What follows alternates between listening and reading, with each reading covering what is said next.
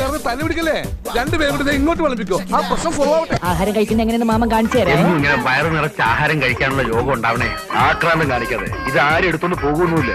ഒന്ന് പതുക്കത്തില്ല. ജീവിതത്തിൽ ഒരിക്കലും മട്ടക്കാത്തൊരു പരിപാടി ഉണ്ട്, ഊണൊഴിക്കല്. ഇപ്പൊ ഞാൻ എത്ര പേർത്തില്ലേ, എനിക്കൊരു ബോറടിയില്ല. നന്നായിട്ടുണ്ട്.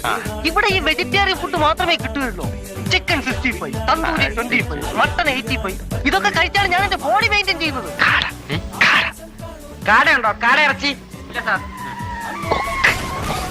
കൊക്കുണ്ടോ? കൊക്കിറച്ചി. നീ നമ്മുടെ മോനെ കൊണ്ട് അകത്ത് പോയിക്കോ. ഇല്ലെങ്കിൽ ചിക്കനാണെന്ന് പറഞ്ഞ് നമ്മുടെ ചെക്കൻ അവൻ തിന്നും. ഞാനും അങ്ങനൊന്നും കഴിക്കാറില്ല. പിന്നെ കഴിക്കുമ്പോ കഴിച്ചോണ്ടേയിരിക്കും. അത് കഴിപ്പ് കണ്ടപ്പോഴേ മനസ്സിലായി.